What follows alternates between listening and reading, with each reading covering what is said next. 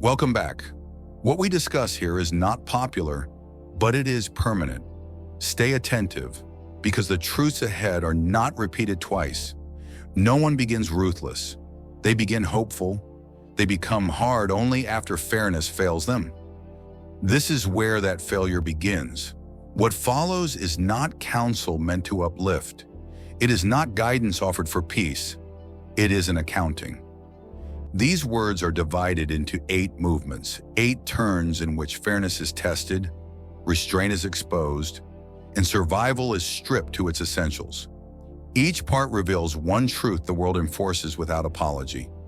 This is not a path chosen. It is a condition discovered. What comes next begins where fairness fails. Number 1, the lie of fairness.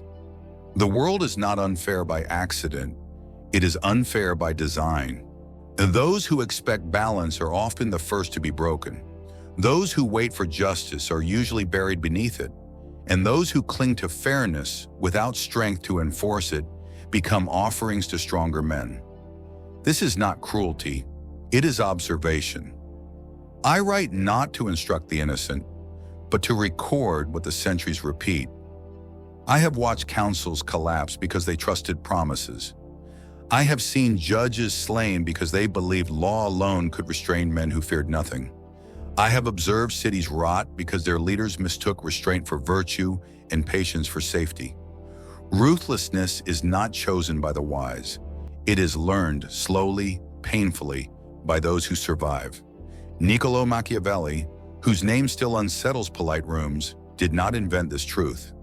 He merely looked at it without flinching. He watched men as they were, not as sermons describe them. He understood that the world does not reward goodness. It tests it, strips it, and often devours it. This account is not counsel. It is not encouragement. It is the cold record of how power behaves when no one is watching. Fairness assumes symmetry. It assumes that all parties value the same rules. It assumes that restraint will be returned with restraint. It assumes that the threat of consequence is shared. These assumptions are rarely true. Fairness functions only when enforcement is equal. When one hand carries law and the other carries a sword, fairness can exist. When one party possesses force and the other possesses principle, fairness becomes a confession of weakness. Those without power cling to fairness because it feels clean, and those with power tolerate fairness only when it costs them nothing. This is the first cruelty of the world. Moral purity is safest in the hands of the strong and most dangerous in the hands of the weak. The just man believes rules restrain everyone. The powerful man knows rules restrain only those who obey them. And so fairness, when offered without leverage, is not a shield. It is an invitation.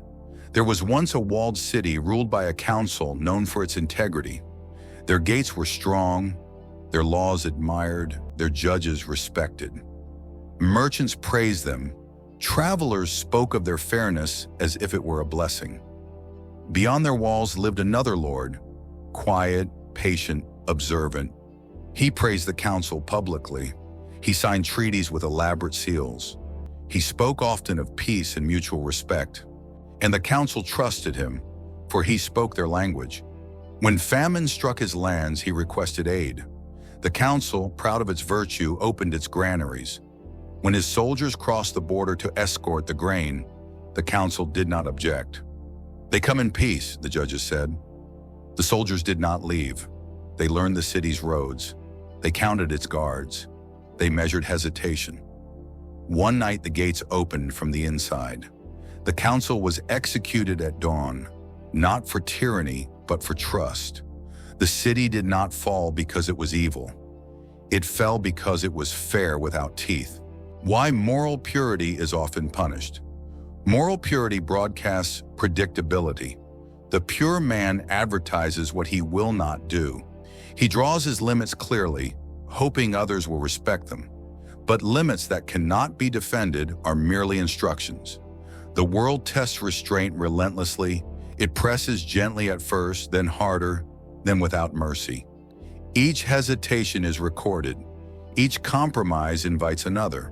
Those who cling to spotless hands forget a brutal arithmetic. In an unfair world, restraint without threat is submission delayed. This is why the pure are often surrounded by wolves who speak softly. This is why the honest ruler is betrayed by smiling men. This is why virtue, when unguarded, attracts those who intend to use it as cover. Machiavelli once observed, briefly without apology, that men are ungrateful, fickle, and false. This was not bitterness. It was inventory. The world punishes moral purity not because it hates goodness, but because goodness is easy to exploit. Only the secure can afford to be gentle. Fairness requires margin. Margin requires strength. Strength is not evenly distributed. A ruler with a loyal army may forgive insult. A ruler without one must remember every slight. A city with full granaries may negotiate. A starving city must deceive or die.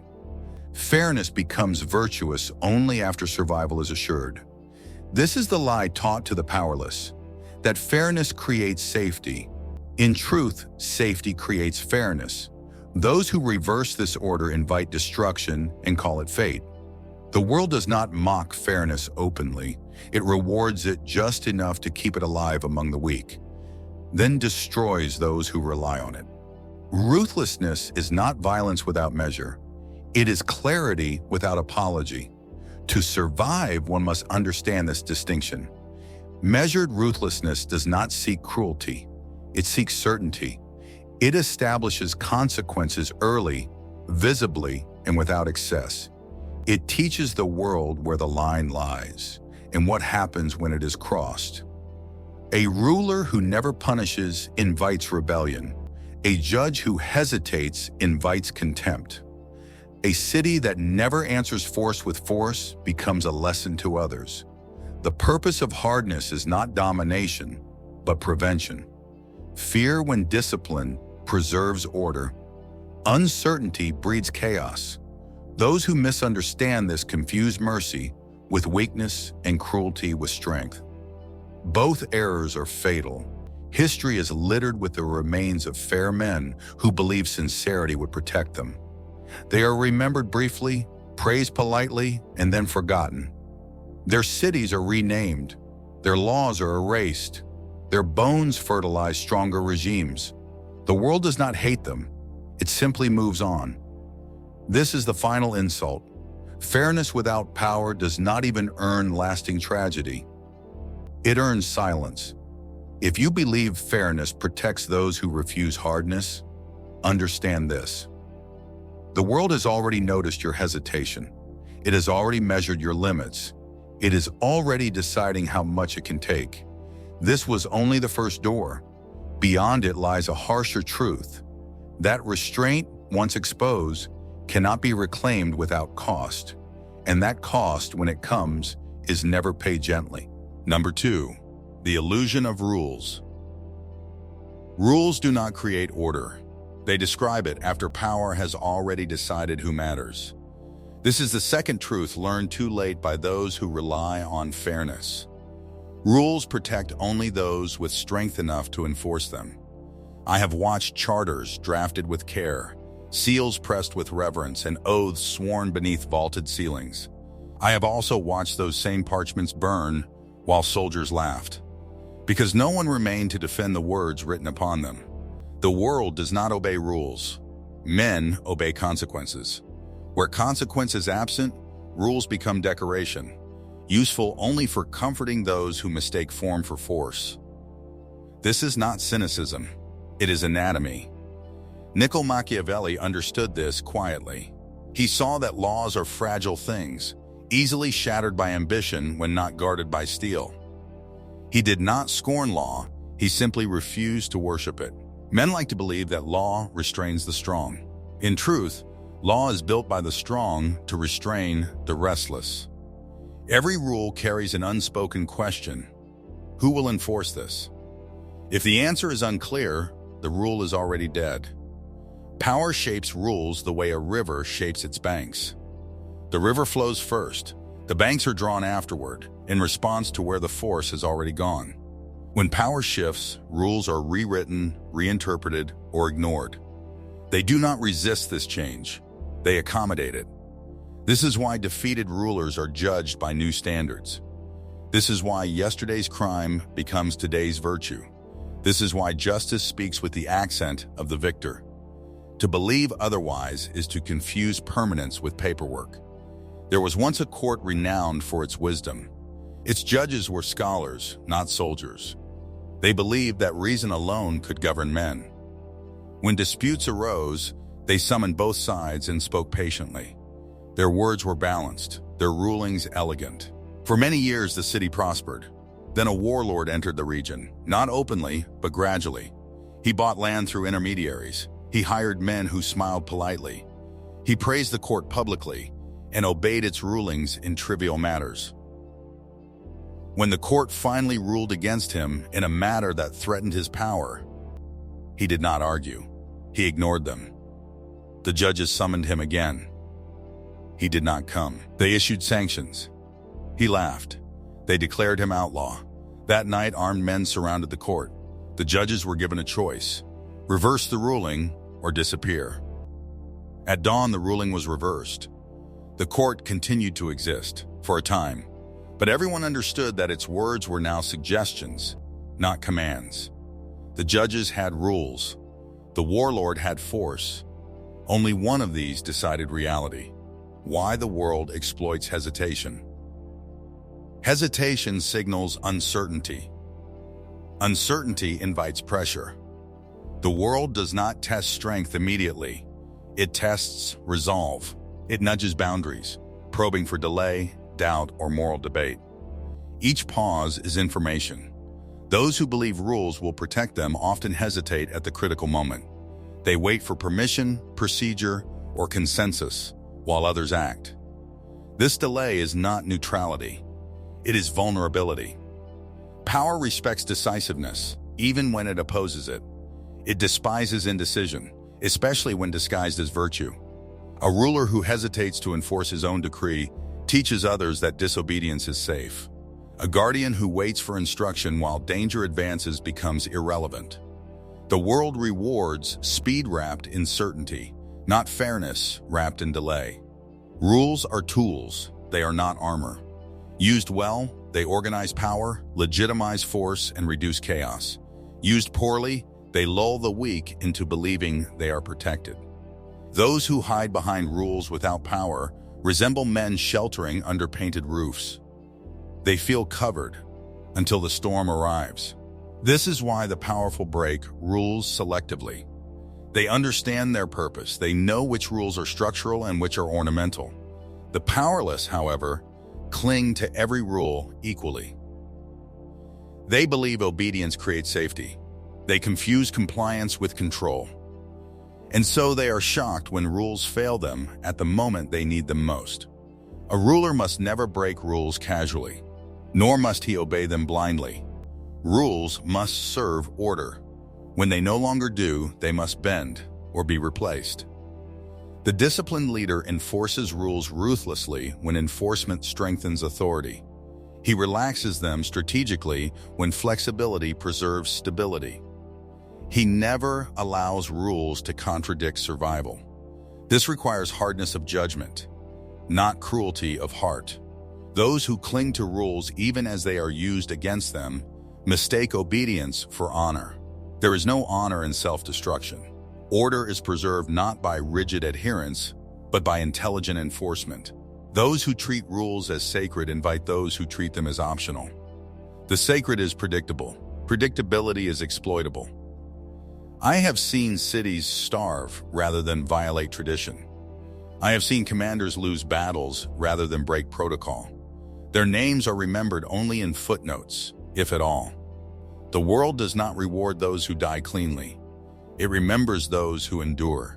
Rules that cannot adapt become weapons in the hands of enemies who have no reverence for them. If you believe rules will save you when power turns against you, understand this: rules are already being studied for weakness. They are already being bent where you cannot see. They are already waiting to be used against you. What comes next is worse than broken rules. It is the moment you realize that obedience has made you legible. and legibility has made you vulnerable. The next truth does not concern rules at all. It concerns restraint and how the world punishes it. Number 3, the punishment of restraint. Restraint is admired only until it becomes inconvenient. The world praises self-control in speech, patience in action, mercy in judgment. But it does so the way a hunter praises stillness in prey, not with respect, but with calculation. This is the third truth, heavier than the first two. The world does not merely ignore restraint, it actively exploits it. Those who hesitate are not spared. They are studied. I have seen men praised for their calm while others sharpen knives behind them. I have seen rulers applauded for patience while rivals prepared their downfall. Restraint, when unguarded, becomes a signal, not of virtue, but of delay. Niccolò Machiavelli understood that restraint must be paired with threat, or it dissolves into weakness. He knew that patience without consequence invites aggression. This was not cruelty in his thinking, it was preservation. The world does not ask whether restraint is moral. It asks whether restraint is enforced. Strength is dangerous to challenge. Restraint is safe to test. When a man is known for decisiveness, others tread carefully. When he is known for hesitation, they approach slowly, then closer, then without fear. The world begins gently, a small insult, a minor violation, a boundary crossed by accident. Each test is designed to gather information. Will he respond? Will he delay? Will he forgive again? Each unanswered test becomes permission. Those who believe restraint will earn respect misunderstand human nature. Respect is granted to strength. Restraint is tolerated only when backed by force. Without that force, restraint becomes an open invitation for escalation. There was once a commander known for his discipline. He spoke little, punished rarely, and valued order above all. His soldiers admired him. His enemies observed him. During a border conflict, a rival force began testing his resolve. First, they violated patrol routes. The commander ignored it. They seek reaction, he said. Then they harassed supply lines. He delayed response. They will tire, he said. Then they captured a small outpost and released the men unharmed. The commander praised their restraint and ordered no retaliation. The rival force learned everything it needed. When the full assault came, it was swift and overwhelming. The commander attempted to rally his troops, but confidence had already eroded. His restraint had taught his enemy that he feared escalation more than defeat. He was captured alive. His silence, once admired, was remembered only as delay. Why hesitation is interpreted as fear? Hesitation creates ambiguity. Ambiguity invites interpretation. Interpretation favors the bold. The world does not assume noble intent. It assumes advantage-seeking. When a man delays action, others do not credit his morality, they suspect his capacity. Fear and restraint look identical from the outside. This is why hesitation is punished so severely. It invites the worst interpretation and the harshest response. The aggressor believes he has discovered weakness, and weakness must be exploited quickly before it disappears. Those who hesitate believe they are buying time. In truth, they are selling certainty. True restraint is visible strength held in reserve. False restraint is weakness disguised as virtue. The difference is unmistakable to those who watch carefully. A ruler who restrains punishment but demonstrates capacity for it is feared. A ruler who restrains punishment because he cannot enforce it is dismissed. The world senses this distinction immediately. This is why some merciful rulers are obeyed and others are devoured. Mercy that follows power is stability. Mercy that precedes power is surrender. The mistake is not restraint itself. The mistake is restraint without teeth. Restraint must be framed, not assumed. It must be paired with visible capacity for action. It must be exercised selectively, not universally. And it must be withdrawn instantly when tested too far. A measured response early prevents violent correction later. The disciplined ruler responds to the first violation, not the 10th. He does not overreact, but he does not ignore. He teaches consequences while they are still cheap. This is not cruelty, it is economy. Those who delay enforcement invite escalation that demands blood. Patience exhausts authority. Each unpunished transgression erodes belief in consequence. Each delayed response teaches others to act first and apologize later, or not at all. Eventually, the patient ruler faces a choice: accept collapse or impose sudden severity. When severity arrives late, it feels unjust, even if necessary. Thus, the restrained ruler becomes hated for the very punishment he tried to avoid. This is the final irony. Excessive restraint often produces the cruelty it sought to prevent.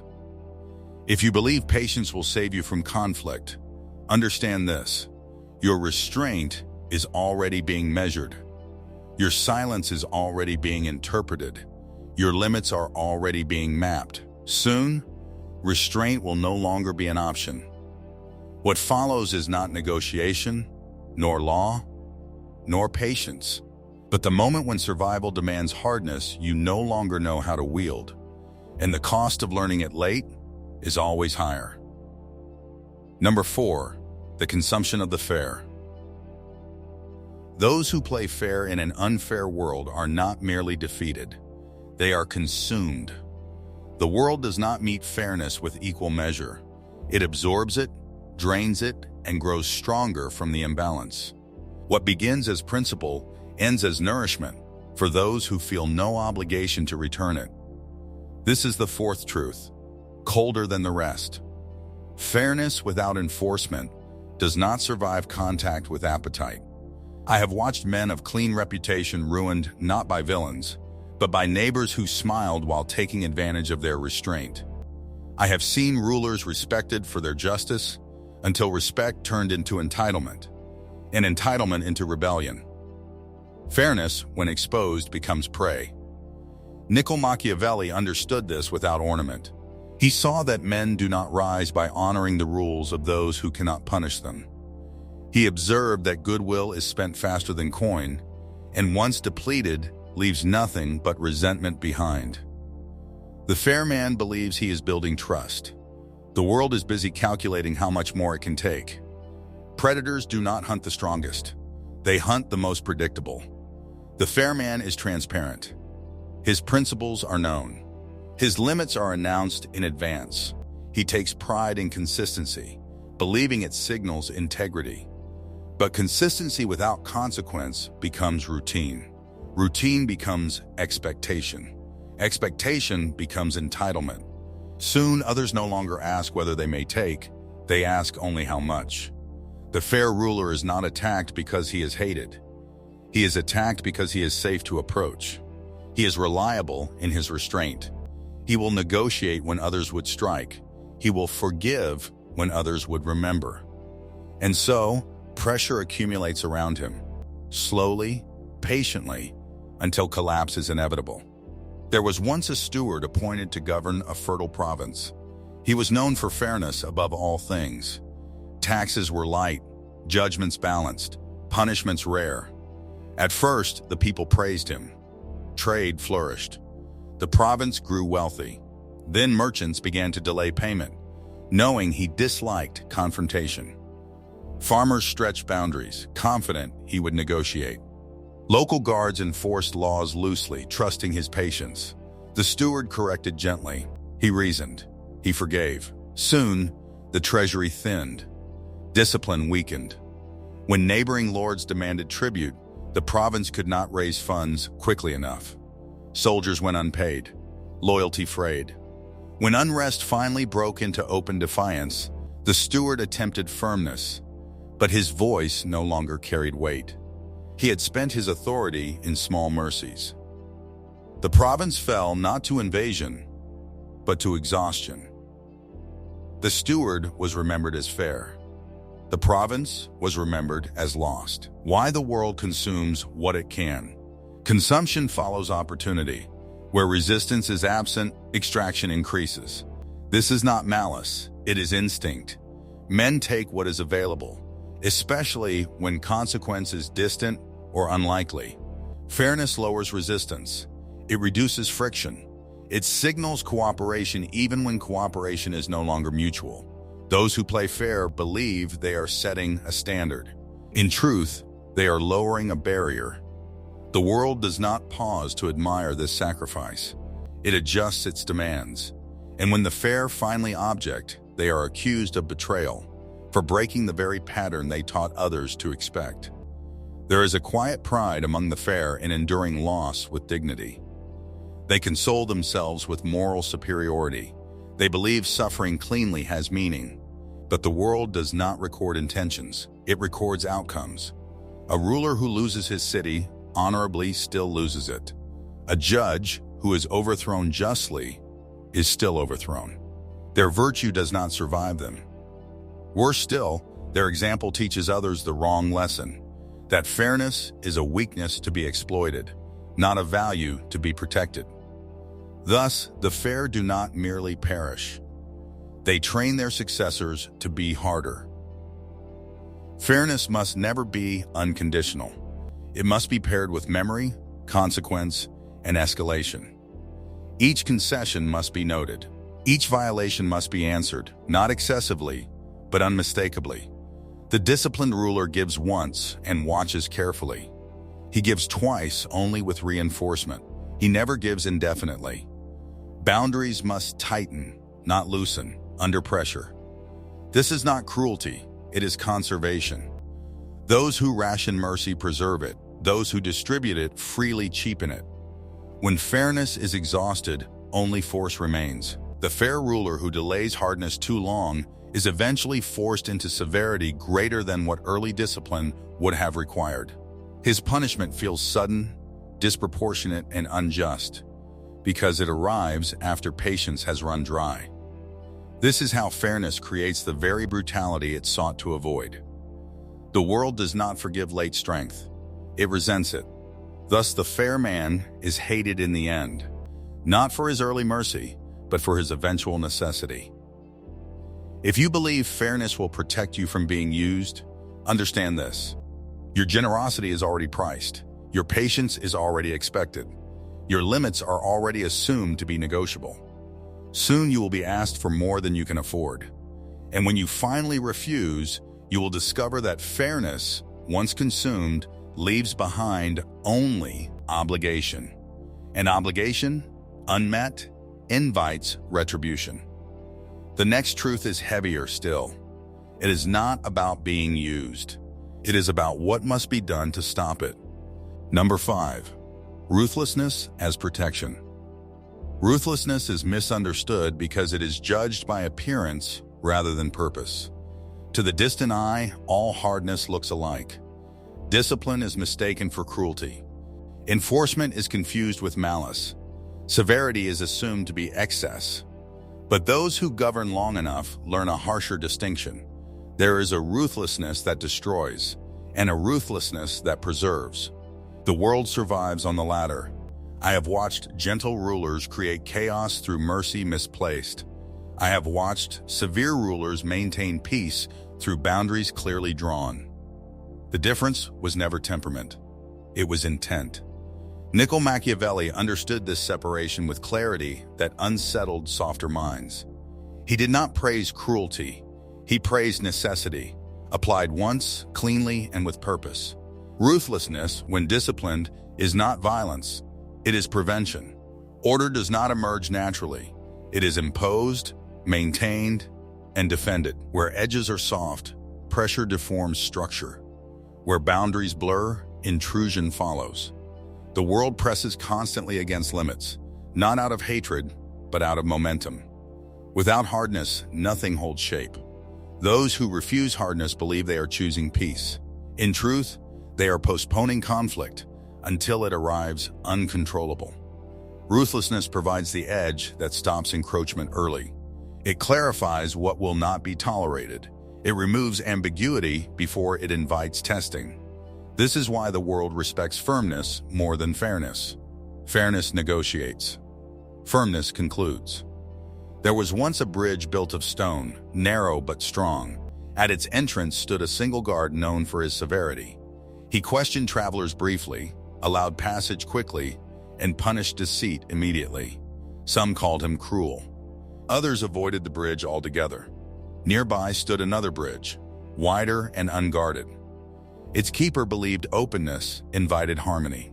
He trusted travelers to behave honorably. At first, the open bridge thrived. Merchants praised its freedom. But soon thieves learned there was no price for misbehavior. They demanded tolls of their own. Violence followed. Trade slowed. The guarded bridge remained quiet. Few tested it.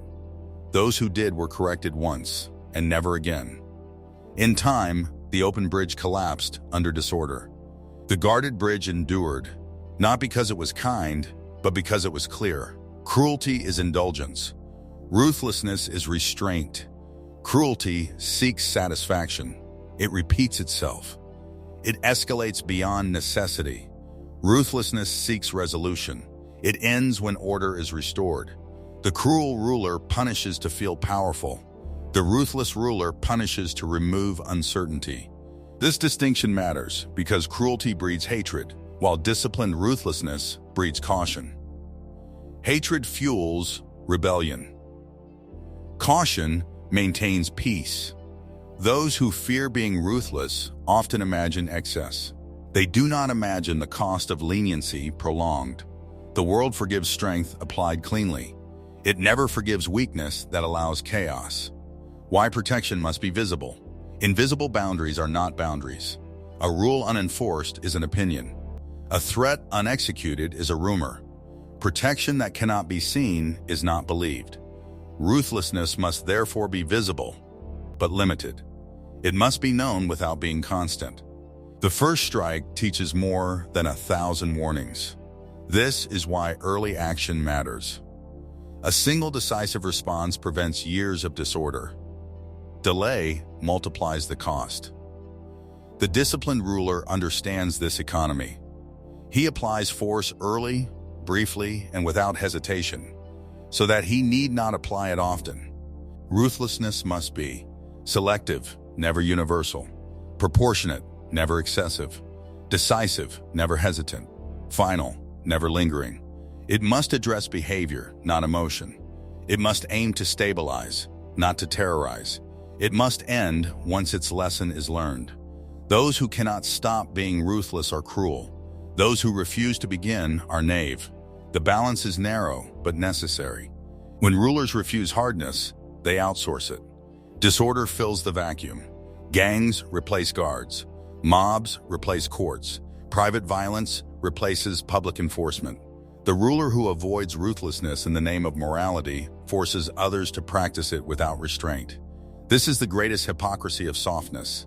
It condemns cruelty while ensuring it spreads uncontrolled. Measured ruthlessness concentrates force. Its absence disperses it. If you believe refusing hardness keeps your hands clean, understand this: someone else will do the dirty work. They will do it without limits, and they will not answer to you. Soon the choice will no longer be whether to be ruthless, but whether to be replaced by those who already are. What comes next is not about protection. It is about fear, and how it must be shaped, or it will shape you. Number 6, the architecture of fear. Fear exists whether rulers acknowledge it or not. Ignored, it mutates into panic. Denied, it erupts as chaos. Directed, it becomes order. This is the sixth truth, and many refuse to face it. Fear is not the enemy of stability. Unshaped fear is. I have watched leaders speak of trust while fear grew wild beneath their feet. I have seen crowds obey not because they loved, but because they feared consequence. I have also seen terror destroy regimes that wielded it without restraint. Fear is a substance. Like fire, it warms when contained and consumes when unbound. Niccolò Machiavelli understood that fear, unlike love, does not rely on gratitude. It does not ask to be returned. It endures if managed with discipline. This is not praise of terror. It is recognition of gravity. Men fear loss before they seek virtue. They fear hunger, punishment, exile, and death long before they fear injustice. This is not corruption of spirit, it is structure of survival. A ruler who believes he can govern without fear mistakes hope for foundation. Fear will exist regardless, if not of authority, then of chaos. The question is never whether fear will rule. It is who will shape it. Left unattended, fear attaches itself to rumors, mobs, and demagogues. Directed properly, it attaches to consequence. There were two cities, both threatened by unrest. In the first, the ruler spoke softly.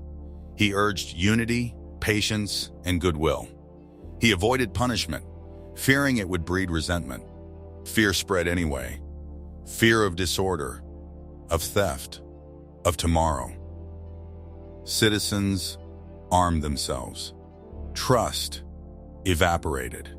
Violence erupted in fragments, unpredictable and brutal. In the second city, the ruler acted early. He punished looters publicly once. He announced clear boundaries. He did not speak often, but when he did, his words carried certainty. Fear did not disappear, but it settled. It aligned itself with the law, not against it. One city burned in pieces. The other slept, uneasily, but intact. Why love is unreliable and fear endures. Love is conditional. It depends on satisfaction, generosity, and continued favor. Fear depends on memory. A single lesson, applied clearly, can shape behavior for years. Love must be renewed constantly. Fear, once established, sustains itself. This is not a call to be hated. Hatred is unstable. It seeks revenge. Fear seeks avoidance. The disciplined ruler aims not to be loved nor hated, but to be understood. Understanding that disobedience has consequences enough. Fear must never become personal. When fear is tied to whim, it becomes terror. When it is tied to law, it becomes order. The difference lies in predictability. Punishment must follow action, not mood. It must be consistent, not arbitrary. It must be known in advance, not discovered in panic. This is why excess cruelty is self-defeating. It teaches nothing except resentment. It replaces caution with desperation. Proper fear is quiet. It does not scream. It waits. To shape fear effectively, define consequences clearly. Apply them early and sparingly. Never punish unpredictably. End punishment once order returns. Fear must feel impersonal. It must appear as a function of structure, not desire. When people fear the system, not the man, stability follows. This is not morality. It is mechanics. When rulers reject fear entirely, they do not remove it, they displace it. Fear moves sideways into the streets, into private violence, into rumor and suspicion. It grows teeth. Eventually, a new authority emerges, one that promises certainty through force. It is welcomed, not resisted. Thus, the ruler who avoids fear invites a harsher successor. The world does not tolerate vacuums. If you believe fear can be replaced with goodwill alone, understand this: fear is already present. It has simply chosen a different master. And it will not remain unclaimed. Soon the question will no longer be how to shape fear, but how to survive the moment when it turns against you. The final truths are approaching. They do not concern rule or crowd or city. They concern collapse. And what remains when fairness, rules, restraint, mercy, and fear all fail. Number 7, the moment of collapse. Collapse is not sudden. It is merely the moment when denial ends. By the time a structure falls, every warning has already been issued and ignored. Fairness was exhausted. Rules were bent into ornaments. Restraint was mistaken for virtue. Ruthlessness was delayed. Fear was left to wander. This is the 7th truth, and it is the most unforgiving. When order collapses, morality is no longer consulted. I have watched cities reach this moment with disbelief. Their leaders spoke of principles while walls cracked. They debated justice while fire spread. They searched for lawful answers in a world that had already moved beyond law. Niccolò Machiavelli understood collapse not as tragedy, but as consequence. He saw that when power is mishandled, the reckoning does not negotiate. It arrives fully formed. Collapse does not ask who meant well. It asks only who prepared. Collapse whispers long before it shouts. It begins with ignored violations, then selective enforcement, then negotiated authority, then private power replacing public order. Each stage feels temporary. Each excuse sounds reasonable. Leaders tell themselves there is still time. There is always less time than believed. By the time collapse is visible, it is already irreversible. Authority no longer commands, it pleads. And pleas are answered only by those who already intended to obey. The rest prepare to take. There was once a ruler whose seal carried absolute authority. With it, commands were obeyed across valleys and towns. Over time, he used the seal carelessly. He granted exceptions, he forgave defiance. He allowed others to act in his name without consequence. The seal remained unchanged. Its meaning did not. One day, when rebellion finally rose, the ruler stamped decrees endlessly. Messengers rode hard. Orders were sent. No one moved. The seal was intact. Authority was gone. When the rebels entered the palace, they did not destroy the seal. They ignored it. That was enough. Why collapse erases moral distinctions? In collapse, survival replaces judgment. Those who once argued about fairness now argue about resources. Those who once spoke of law now speak of force. Those who once trusted institutions now trust only kin. Collapse does not reward virtue. It rewards readiness. This is why moral arguments fail in moments of disorder. They require shared belief. Collapse is defined by the absence of shared belief. The fair man expects recognition. The prepared man expects resistance. Only one survives. When collapse nears, rulers often attempt sudden hardness. They punish publicly.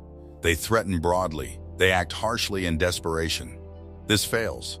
Late severity feels arbitrary. It lacks legitimacy. It is interpreted not as authority, but as panic. The world forgives early firmness. It resents late cruelty.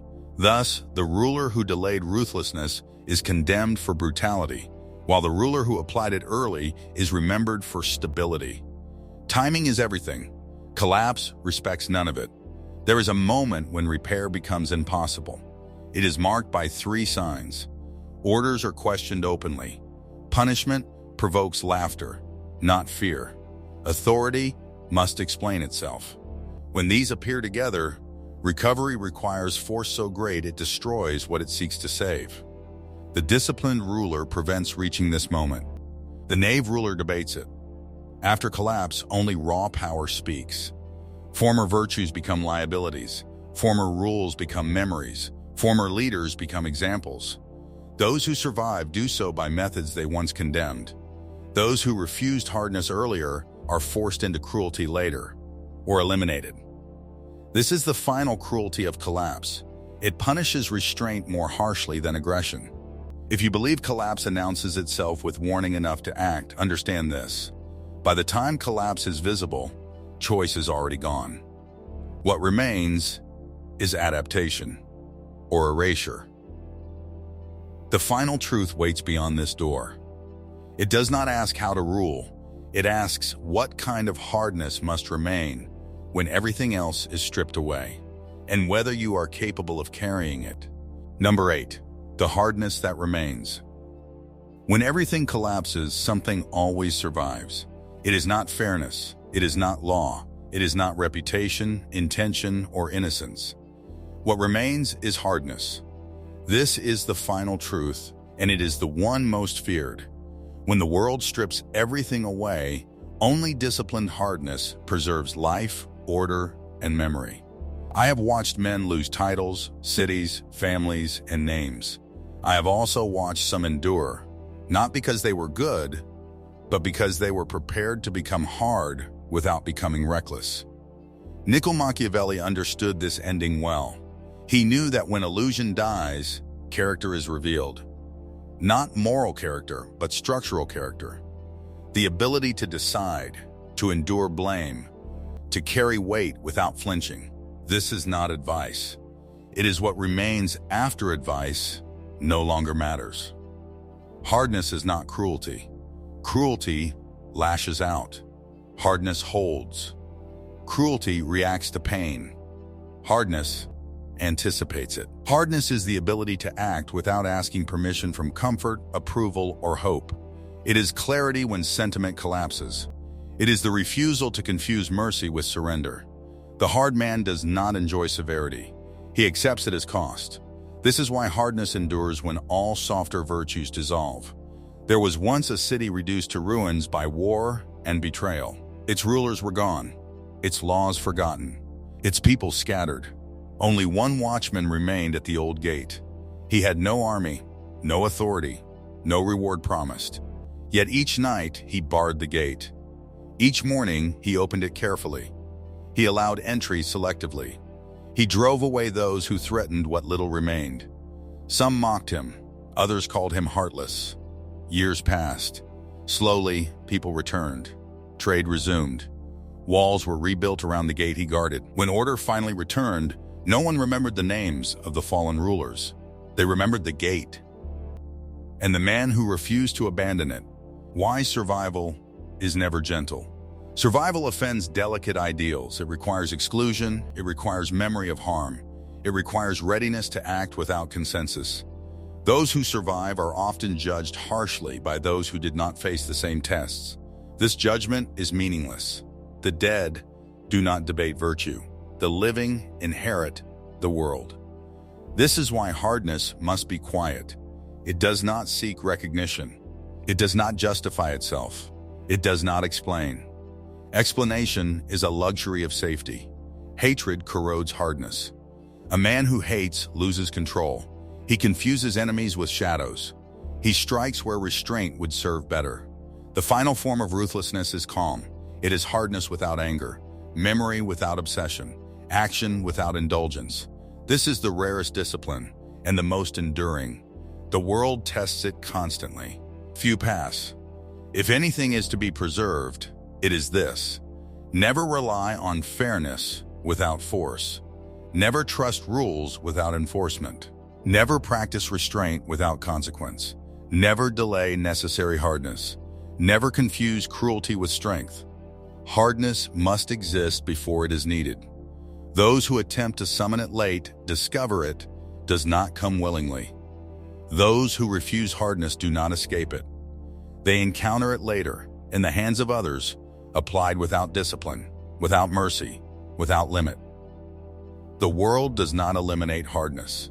It redistributes it. To refuse it is not moral superiority. It is abdication. And abdication is always filled. If you still believe fairness will save you when power turns, understand this. The world has already chosen what it rewards. It has already decided what survives. It has already buried those who learned too late. This knowledge is not hopeful. It is not comforting. It is not optional. From this point forward, playing fair is no longer a question of virtue. It is a question of whether you are prepared to be consumed. And the world has never waited for an answer.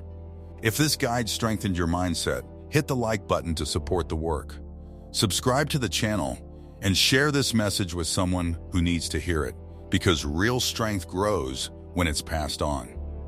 The version of you that hesitated is gone. What remains is calm, deliberate, and firmly in control. Leave this final statement in the comments and claim it. I cannot be shaken.